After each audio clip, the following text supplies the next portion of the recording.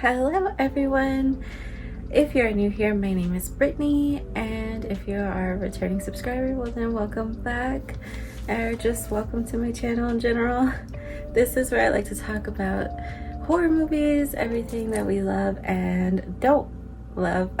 So I just want to say happy October, best month of the year, and I actually have come up with a whole new watch list for this month. I made one before, but this time I wanted to list a whole bunch of other movies that I didn't talk about before. So this will be totally different. Let's get into it. I'm actually not really listing this in a particular order. It's somewhat in an order to watch, but I mean, honestly, myself, I've been just randomly watching these. So number one, I listed Sinister from 2012. You guys know this is one of my favorite horror movies of kind of like the modern horror, because it is just so scary. It's one of those movies that actually can make me scream sometimes. There's a fly in here and he's driving me crazy, so try to bear with me. Number two is actually a movie I just watched this year for the very first time. This is called Strangeland from 1998. This movie is super, it's pretty disturbing, but I wouldn't say it's too disturbing. And the soundtrack is just so killer. I think that you'll enjoy it no matter what, especially if you're into like metal. Number three is Possession, 1981. This one is possibly this one might traumatize you, honestly, because it traumatized me. I just was not expecting what you see in this movie. I thought that it was gonna be something pretty basic, I guess, but it was far from that, and you'll see what I'm talking about if you decide to give this a watch. Four is all-time classic, Night of the Living Dead, the original. This movie just makes me so cozy and happy. The black and white picture is really beautiful, and the zombies are pretty simplistic. They're very slow, but it's just such a good vibe and such a great movie. This is like a really impressive movie. Number five is 30 Days of Night from 2007. It's one of my most favorite vampire movies, and it's very gruesome, very violent. There's lots of blood. These vampires look really cool and they look really scary, and they have their own special language. Number six is Terrifier 2 from 2022. This movie isn't for everyone.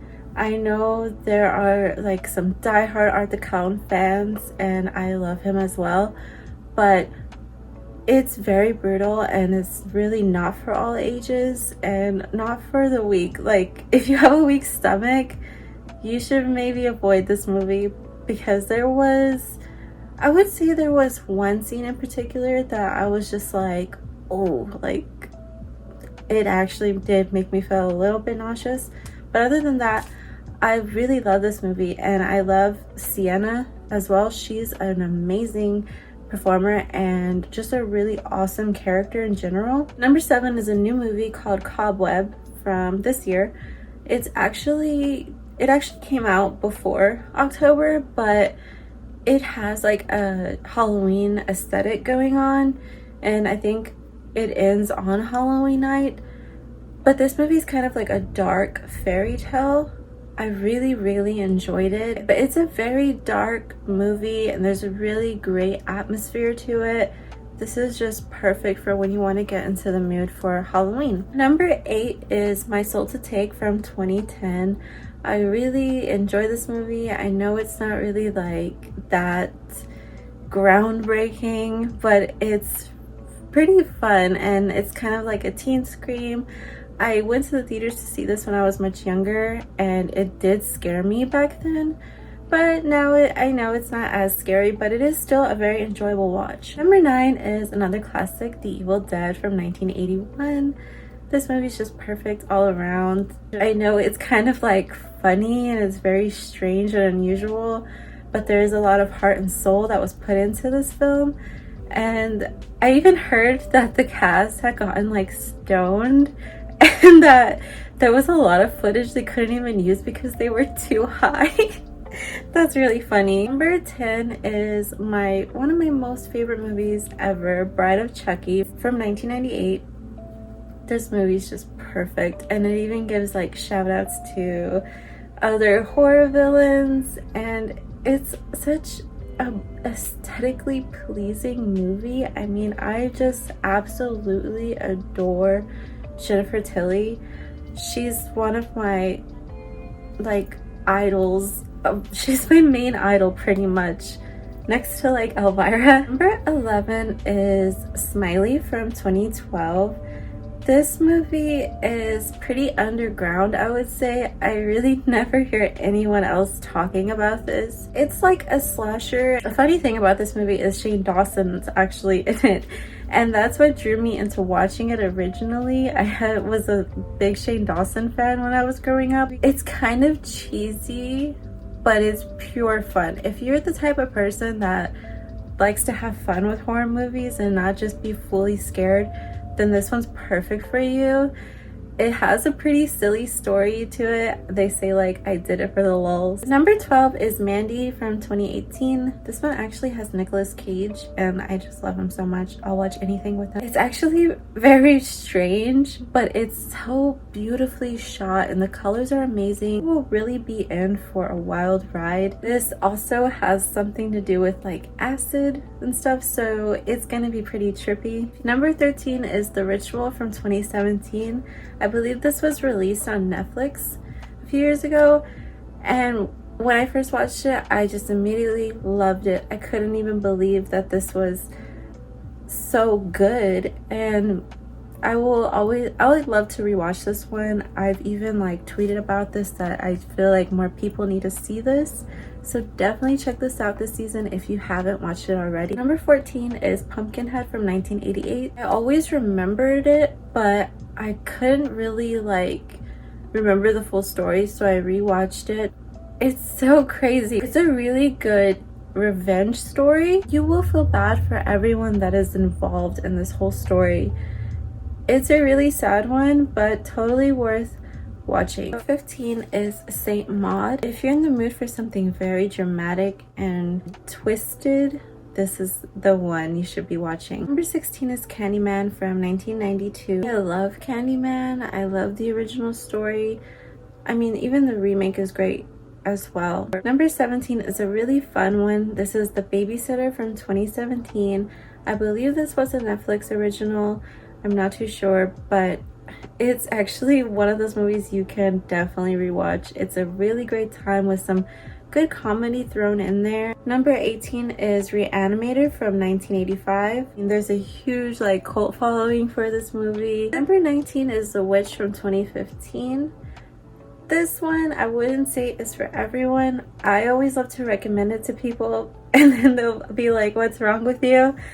It's so good. I love like timepieces, and we're way back in time and there is a witch, but there's so much more to it, and it is not basic whatsoever. This is something that will feel pretty fresh. Number 20 is The Taking of Deborah Logan from 2014. I actually just watched this one yesterday. See, I'm watching these out of order, but I love this movie. It's a found footage film about some students making a project. They're making a project about Alzheimer's. There's actually something else going on. I would say there are a few little like cringe moments. Maybe the acting or the writing wasn't as like, it's a little cheesy sometimes, but this one is good. And I would say there's a really famous scene from this that I think a lot of you may know even if you haven't seen the movie. Number 21 is Ouija, The Origins of Evil from 2016. This is one of those situations where the sequel kind of outdoes the first one. Number 22 is Halloween 3. I don't feel like this one gets enough love. I know that it has a pretty big fan base, but I still see this one getting so much hate, and I feel like it's really unfair because The story is really awesome. You see the dark side of how companies will basically brainwash children to just keep consuming, and it's a pretty smart film. Number 23 is Last Night in Soho from 2021. This movie is just pure beauty. I mean, the colors, the aesthetics, the fashion, the styling, everything is so beautiful.